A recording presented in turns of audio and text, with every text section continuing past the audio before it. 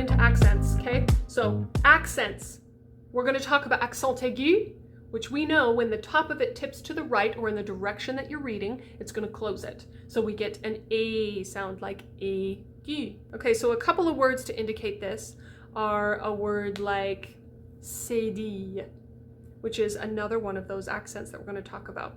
So the cédille has an accent aigu over the top. It's going to close it right up. If it were the opposite direction, which is an accent grave, it would open it. So we get cédille, but that's not a word, okay? So we're not going to do that.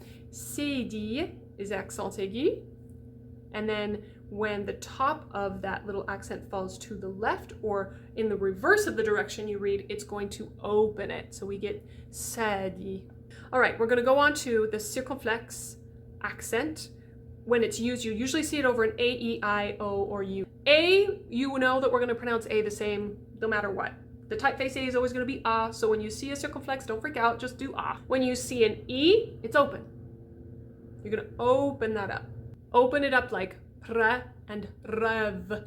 The circumflex over the top of an E or an O, those are the only two that it changes for our purposes, okay? We're not talking about spoken French, we're talking about sung French.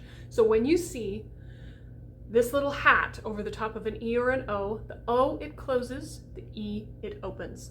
So think about words like rêve or tête. You got that little circumflex over the top and it opens it up to that epsilon sound, that open E like head or bed. And if you think about the O, like we talked about bientôt or courte or notre or rôle, you're going to get that nice closed O because there's a circumflex over the top of the O. Everything else stays the same, okay? If you see a circumflex over the top of a U, it's still U. If you see it over the top of an A, a typeface A, it's still going to be A, okay? So don't let it freak you out. If you see that circumflex, it opens an E, closes an O. Okay, let's talk really quick about the accent cédille. Now the cédille is just a little hook or tail added under certain letters. So when you see that little hook underneath the cédille in a word like garçon, that little hook tells us that the C is going to be pronounced differently from how we usually would if it didn't have that. So when you see that C, you're going to pronounce it as an S always. The last major accent in French is going to be the diarisis. The diarisis is different than the umlaut in German, okay? You will see two dots over the top of A's in German. You're going to see them over O's, and it does tell you that the pronunciation is different. If you're doing any kind of performing degree, you're going to run into that. A diarisis is different than an umlaut, okay? An umlaut in German, let me just establish this first, tells you to change the pronunciation. So in a word like house, which is H-A-U-S, house, it would change the ow if you put two dots over the top of the A in German to an oi. It's not like oi, like our oi, like boy.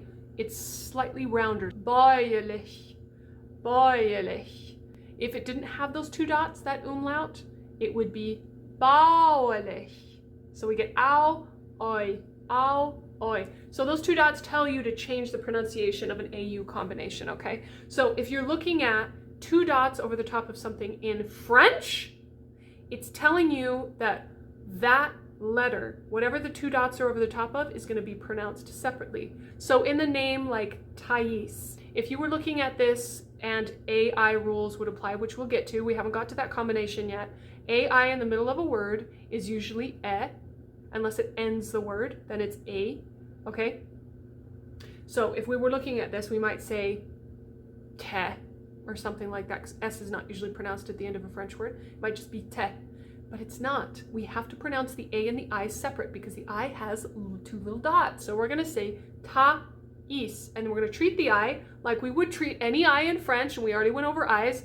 I pronunciations are E, so it would be Thais. So we have to separate those two vowels because you have the two dots over the I.